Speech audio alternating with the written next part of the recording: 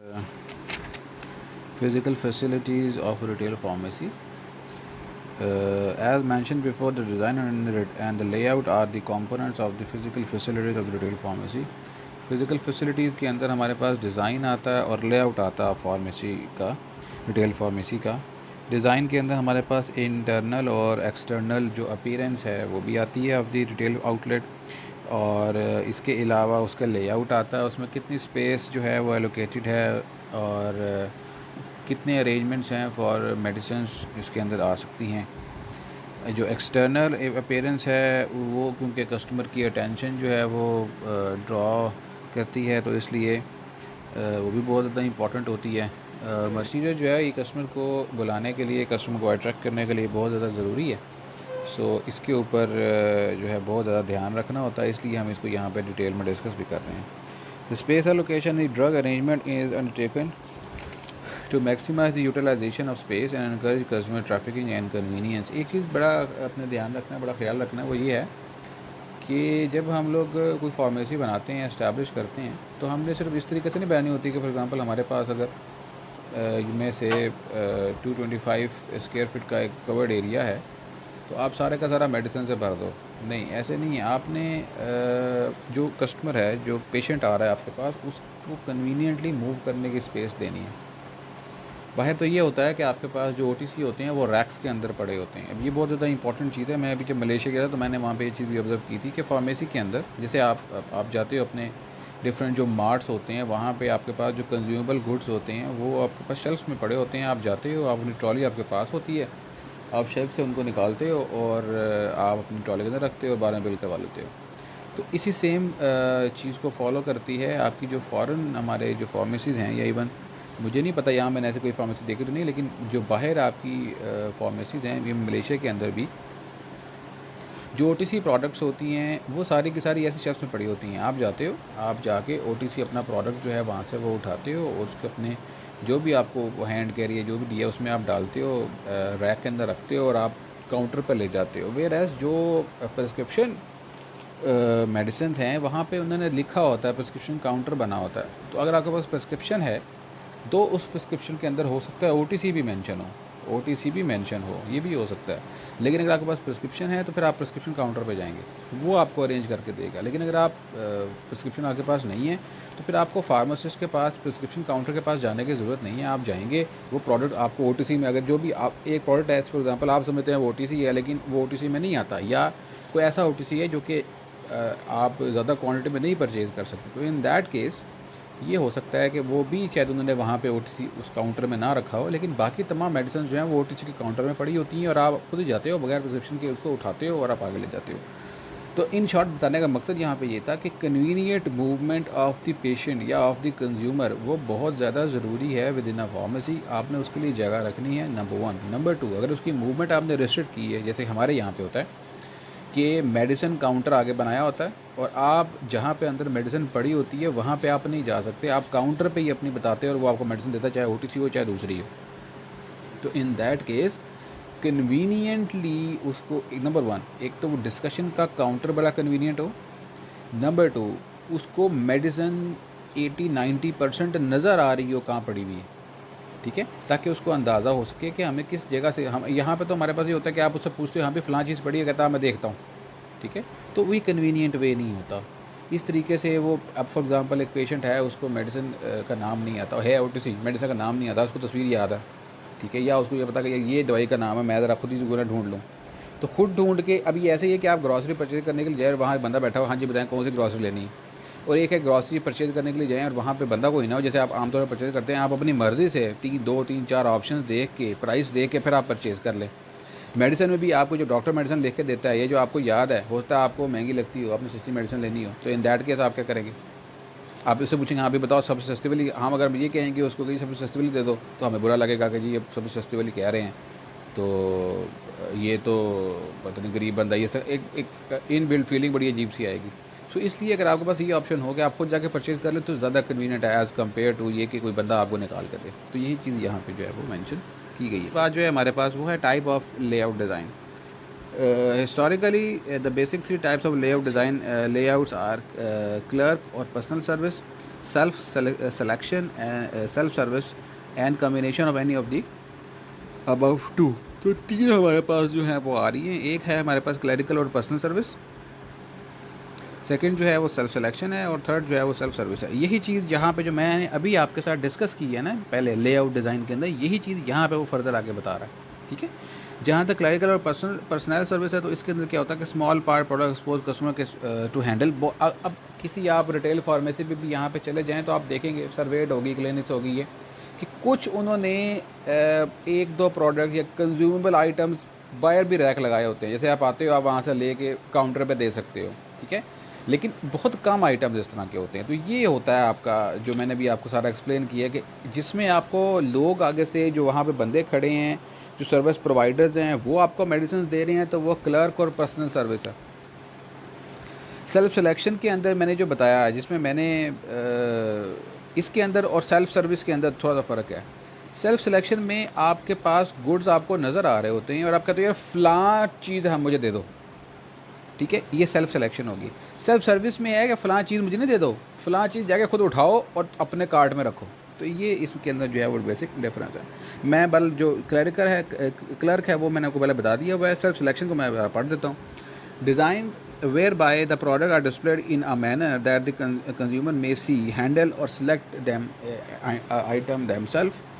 As mentioned before, the prescription item has no possibility of self-selection, but it could be for the nutrient supplements and so and so. ये मैं पहले discuss कर चुके हैं कि for prescription item ये possible नहीं है, but yes for non-prescription or for supplements or something जो कि OTC में आ रही है, you can do this thing.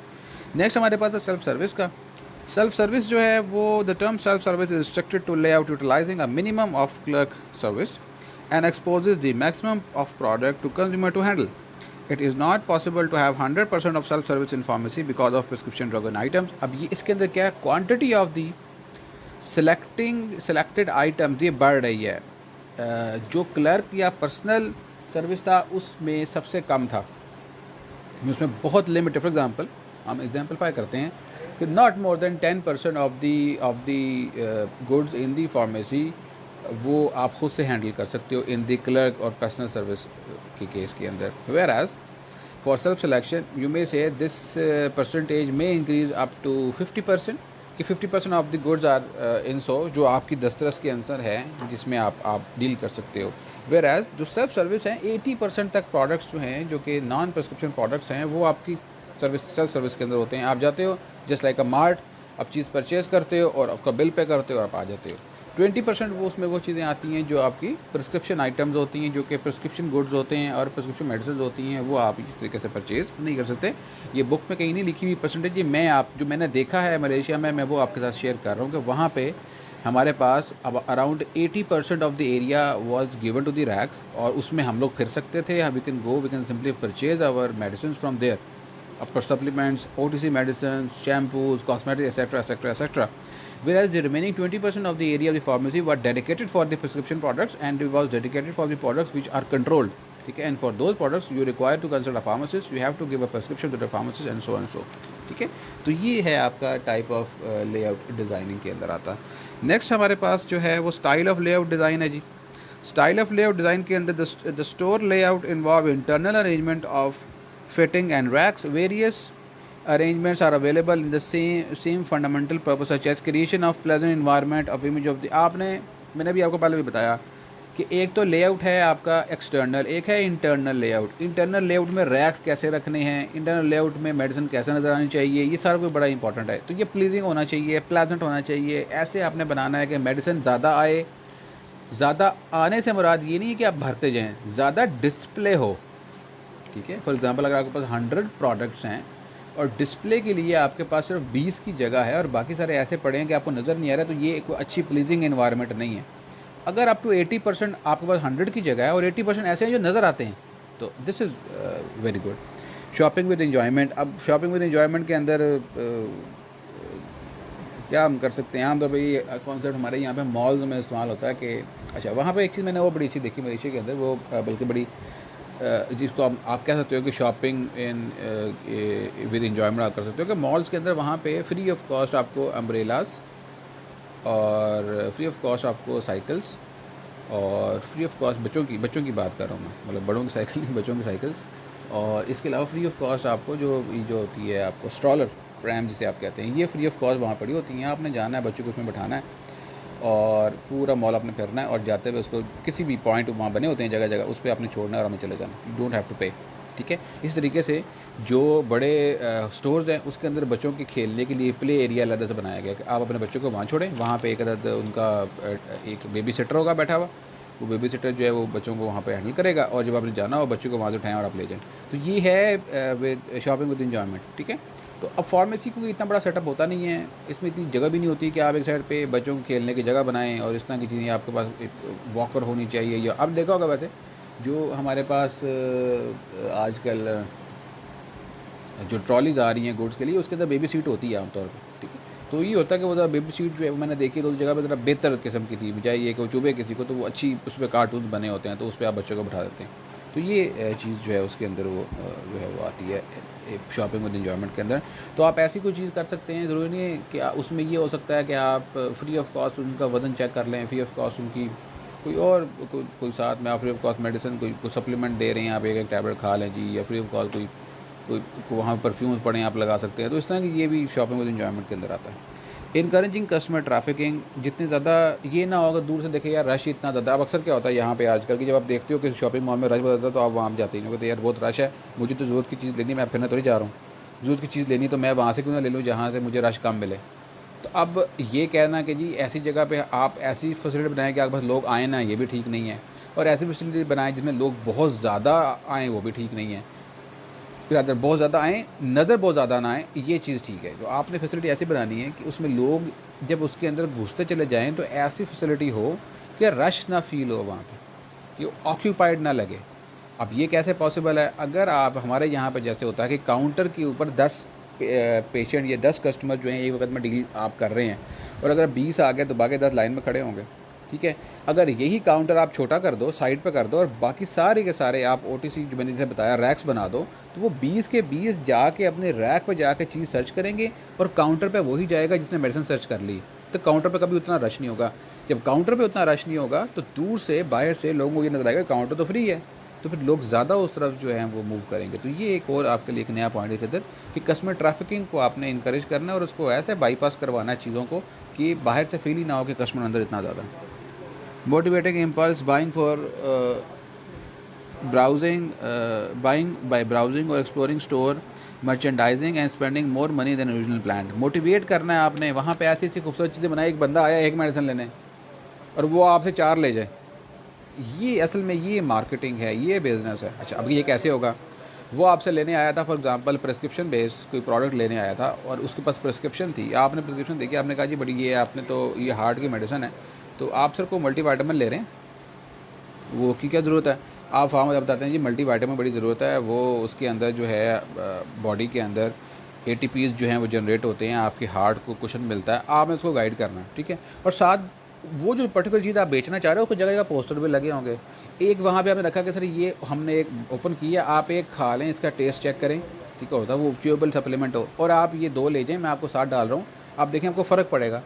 अच्छा, अब नेक्स्ट टाइम जब भी वो आएगा उसको फ़र्क नहीं पड़ा होगा ना, अगर आप उससे पूछेंगे ना अच्छा मैंने आपको दी था, मज़ा आया, पसंद आया, फ़र्क पड़ा होगा, हाँ अच्छा तो कुछ था, तो ये ठीक है जी, आपके लिए डिस्काउंटेड है, ये 200 रुपये की थी, मैं आपको 50 रुपये की दे रहे हैं, तो वो आपने उसने ले ली। अब जब वो एक दफ़ा उस पर लग कर फिर चाहे उसको 200 की 300 की बेचें, लेकिन ये बड़ा ज़रूरी है कि आप वो प्रोडक्ट एक लेने के लिए आए, आपने उसको 4 चिपका दी। ठीक है, तो इस तरीके से ये मोटिवेटिंग इम्पल्स होता है बाइंग, ये बायर की साइकी होती है कि अगर आप उसको मोटिवेट करें तो वो कुछ भी खरीद लेता है। ठीक है जी, तो ये हमारे पास स्टाइल के अंदर आता है। फिर हमारे पास ग्रिड स्टाइल है। ग्रिड स्टाइल जो है in the grid layout design all fitting and counter are installed at the right angle to one another. Right angle पे ये सारे इंस्टॉल्ड होते हैं। The product are displayed in straight and parallel lines, straight lines के ऊपर होंगे और parallel lines के ऊपर होंगे। इसका मतलब ये होता है कि आइदर आपके यूँ होंगे या दरमियान में यूँ होंगे। मीन्स अगर मैं सामने देखूंगा तो मुझे काउंटर मिलेगा, और अगर मैं 90 डिग्री पे देखूंगा तो मुझे काउंटर मिलेगा। कोई क्रॉस, कोई आगे पीछे छुपा हुआ काउंटर नहीं होगा। ठीक है, इसको कहते हैं 90 डिग्री पे। हमारी फार्मेसीज आमतौर पे 90 डिग्री पे होती हैं, दोनों साइड पे और बैक पे। ठीक है, तो इस तरीके से वीएन जो है इसे ग्रिड लेआउट कहते हैं, और वीएन जो है इसका ब्रॉड होता है। ठीक है जी। प्रोडक्ट एक्सपोजर जो है वो front to end merchandising, front to end merchandising promote. अब इसके अंदर हमारे पास कुछ चीज़ें यहाँ पे आती हैं जी। The product are displayed in straight and parallel lines, a grid layout is with और विदाउट क्रॉस एंगल्स या आइजल्स, एंगल्स भी कहते हैं इनको भी। This arrangement makes consumer movement past a wide assortment of the product displayed. Space utility. Space utility is productive. With this layout, the customer movement is in structured way with specific patterns. This in turn leads to maximum travel time in the store and thus maximum product exposure. This product exposure is known as front end merchandising. जब आप grid layout करते हो और grid layout के अंदर हमारे पास, अच्छा ये तो मैंने आपको बताया ना कि हमारी फार्मेसी के अंदर क्योंकि फ्रंट पे काउंटर होता है और अंदर यूं करके आपको 3 साइड्स पे डिस्प्ले मिलता है। लेकिन यही डिस्प्ले आप इसको बढ़ा सकते हो। अगर आप काउंटर हटा दो और मूवमेंट बढ़ा दो तो आप इसको बढ़ा सकते हो। तो अगर आप इसको बढ़ाते हो और कस्टमर की मूवमेंट जो है वो फ्रंट टू एंड तक हो गई है तो फिर आप इस पर्टिकुलर टेक्निक को फ्रंट एंड मर्चेंडाइजिंग कहोगे। ठीक है, फ्रंट एंड मर्चेंडाइजिंग के अंदर कुछ फ़ायदे हैं। पहला मेजर फ़ायदा जो है वो ये है कि ये इम्पल्स बाइंग को प्रमोट करता है। इम्पल्स बाइंग का मतलब ये होता है कि जो कस्टमर है जो चीज़ लेने के लिए आया वो इस नीड से नहीं आया कि उसको वो जो नीड है उसकी वो एक प्रोडक्ट है। आपकी फार्मेसी के अंदर आ गया, उसने देखा है 3 4 5 चीज़ें उसको पसंद आई हैं, उसको इम्पल्स जनरेट हुई है और उसने एक ही जगह पे 4 चीज़ें खरीद ली हैं, इसको इम्पल्स बाइंग कहते हैं। मोर प्रोडक्ट एक्सपोजर है इस पर्टिकुलर ग्रिड लेआउट का। पॉसिबिलिटी ऑफ सेल्फ सर्विस है। Familiarity with product that can needed in future. आप जब प्रोडक्ट को हाथ में उठा कर देखते हो तो आप फॉर एग्जांपल आपको चीज़ नहीं चाहिए, मैं फार्मेसी के ऊपर गया, मेरी वाइफ का हाथ वहाँ पे मलेशिया में जल गया था और काफ़ी ज़्यादा जल गया था, तो फ़ौरी तौर पे मैंने नीचे ही फार्मेसी थी, मैं वहाँ चला गया तो उनको मैंने जाके कहा कि जी मुझे ना स्किन बर्न की कोई मेडिसिन जो है वो चाहिए। तो उसने मुझे बताया कि जी पीछे काउंटर है, वहाँ से जाके आप पसंद कर लें। अब मैं वहाँ पे गया तो मेरे पास वहाँ पे 6-7 किस्म के डिफरेंट प्रोडक्ट मेरे सामने थे। एक प्रोडक्ट था वो फॉर एग्जांपल 100 रुपये का था, एक प्रोडक्ट था वो 1000 रुपये का था, एक 1500 रुपये का था। मैंने बीइंग अ फार्मासिस्ट मैंने इसको देखा, सबको मैंने कंपैरिजन कर लिया।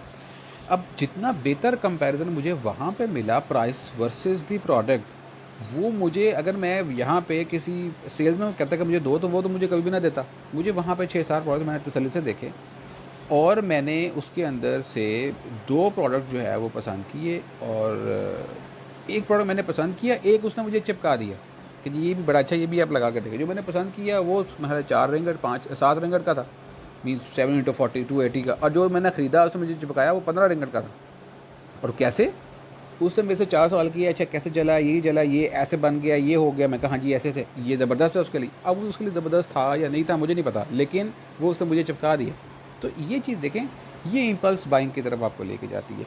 और यही चीज़ यहाँ पे अच्छा फिर जब मैं वहाँ पे गया तो अब मुझे पता है कि मैंने 6-7 प्रोडक्ट्स जो देखे थे वो सारे के सारे मैं उनसे फेमिलियर हो गया हूँ। अब कल को अगर कोई ख़ास किस्म का कोई खुदा ना खासा किसी को बर्न होता तो मुझे पता होगा मुझे वहाँ जाना है और वहाँ पे चौथी 5वीं प्रोडक्ट जो थी जिसमें ये एक्टिव था ये यूज़ होगी इसके लिए। तो ये आपका आता है फेमिलियरिटी ऑफ द प्रोडक्ट के अंदर। फिर simplified security and minimum pilferage है, सिंप्लीफाइड सिक्योरिटी है, maximum utilization of the available space है और ईज ऑफ क्लीनिंग है। लास्ट जो हमारे पास है वो फ्री फ्लोइंग लेआउट है। In free flowing plan fixes are regularly shaped such as circles, arches and triangle. This layout design allow the unstructured flow of customer traffic.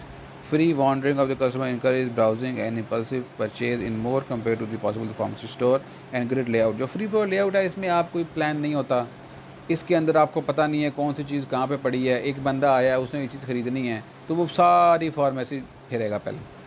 अच्छा अब कहने को तो ये जी वो सारी फार्मेसी फिर रहा है होता है, वो उसको जगह, इसके लिए बड़ा ज़रूरी है कि उसको जगह पसंद आए।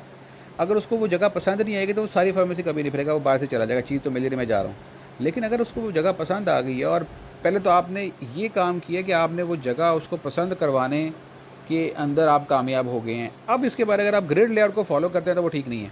इसके बाद आपको फ्री फ्लो लेआउट को फॉलो करना है कि आपको जगह पसंद है, वो बंदा जाएगा नहीं, चीज़ ढूंढेगा यहाँ पे।